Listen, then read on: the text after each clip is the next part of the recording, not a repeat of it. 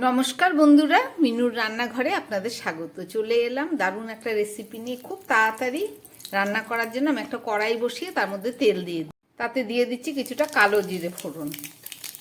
একদম সময় কম থাকলে এইভাবে রান্না করে নেবেন। এখানে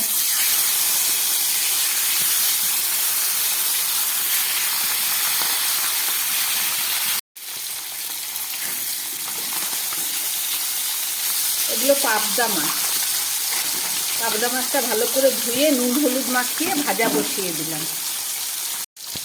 মাছগুলো একটু কম ভাজবো বলে উল্টে দিচ্ছি।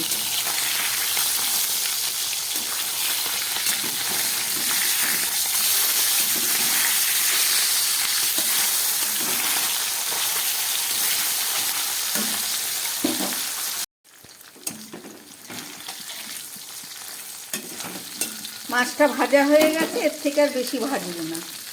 এবার আমি এর মধ্যে কয়েক টুকরো টমেটো দিয়ে দিলাম।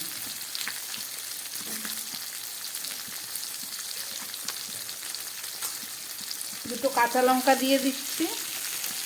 দিয়ে দিলাম একটু জিরের গুঁড়ো, আর দিয়ে দিচ্ছি একটু শুকনো লঙ্কা।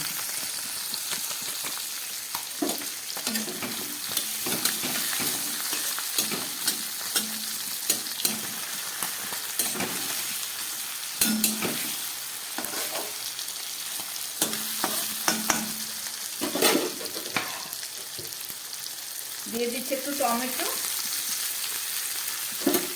দিয়ে দিলাম ধনে পাতা, আর এখানে 2 চামচ সর্ষে আছে। হলুদ সর্ষে 2 চামচ, 1 চামচ কালো সর্ষে আর 2টো কাঁচা লঙ্কা। এই মশলাটাও আমি দিয়ে দিলাম।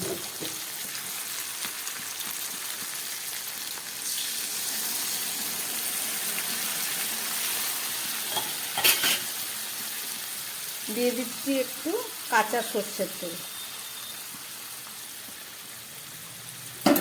মাছটা একটু গায়ে মাখা হবে, ওই জন্য আর বেশি জল দিলাম না। এবার ফুটে উঠলে আমি ঢাকা দিয়ে দেব।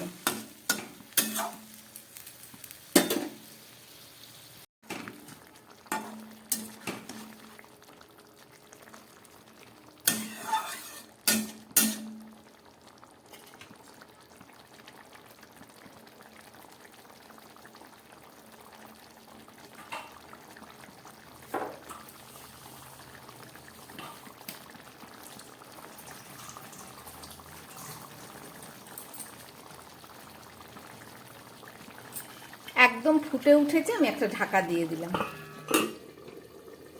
এখন রান্না হোক 3-4 মিনিট, তারপরে ফেরত এসে দেখাচ্ছি। 4-5 মিনিট পরে নামালাম ঢাকাটা।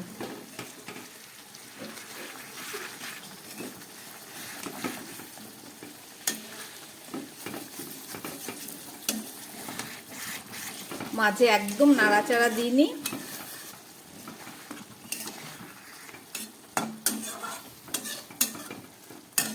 সর্ষে বাটা দিয়ে পাবদা মাছের ঝাল আমার একদম রেডি। চলুন এটাকে এবার নামিয়ে ফেলি। গ্যাসটা বন্ধ করে দিলাম।